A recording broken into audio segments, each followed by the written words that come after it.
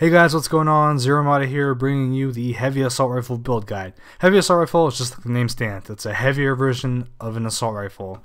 Just think of an assault rifle with like a kilogram worth of weight on it. I mean, it's slow, heavy, slower fire rate, a lot more harder to manage. And that's kind of the whole thing about the Heavy Assault Rifle. First off, you just gotta make sure the gun's manageable for you. You gotta make sure you're able to make every bullet count, or you gotta have some idea of how to control the gun. So that's kind of the first priority, is just making the gun usable for you, because it is a challenging gun to use.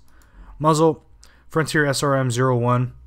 Kind of went away from the two-step and the Copperhead. Definitely try those out, but it's a little bit harder to manage with those on from long distances, and it's an assault rifle, so you definitely want to factor in long distance engagements as well.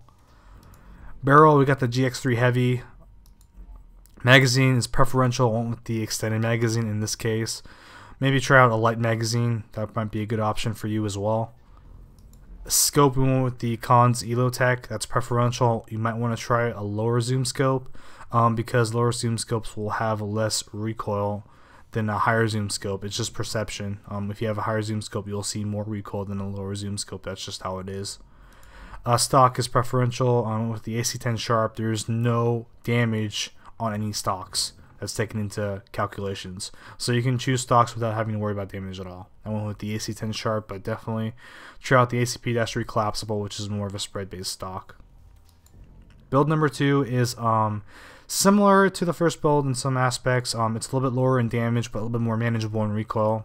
So it's kind of a compromise in recoil than the first build. Got the NT4 silencer, which is a more recoil-based silencer. A little bit lower damage than the Copperhead, as you can see, but you get a little bit less recoil and spread.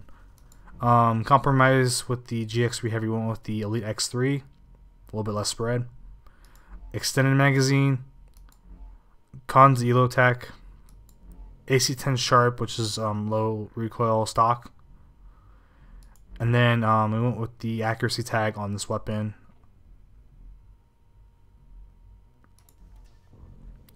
Third build is more of a Tapfire build, so it's really good in kind of objective-based gameplay, single round gameplay like last team standing, last man standing, search and destroy, where it's a lot more tactics involved, a lot more situational placement, just a lot more in terms of planning where you are at all times. If you can make the shots count, it can take someone out really quickly. For the most part, your first 3 or 4 bullets will be about less than like a half of a centimeter apart from the target. I mean, it's pretty accurate if you know how to use it. So kind of the whole thing with this gun is you gotta make sure your recoil settles every time you fire. So fire about 4 or 5 bullets, let the recoil completely settle, and then you can start firing again. If you fire midway while the recoil settles, it'll just increase the recoil magnitude completely. So you just got to be patient with this gun, but it's really rewarding in the long run. Muzzle, we got the Copperhead, low recoil based silencer, high damage. Leatherneck, which is a low spread based barrel. Got the extended magazine. You might want to go for a high zoom scope for a Tapfire build, since this is going to really be effective long distance. So maybe the Cons ELO-TECH, maybe something with a little bit more zoom than that. We got the AC-10 Sharp for the stock in this case, and then for the weapon tag we have the damage tag. Last build is of course the level 15 and below build. It's kind of a tweener build. It's not that high in damage, as you can see, 61 base damage, but you have a lot less spread and a lot less recoil as a result. So we have the QDSS-9 muzzle, which is a low recoil based muzzle. We got the low spread based Vulcan Stalker 1T6, which is a great barrel for level 15 and below. Extended magazine, ELO-TECH. This might be a kind of a hard that would be probably preferential for a low zoom scope. It's really good for mid-range combat especially.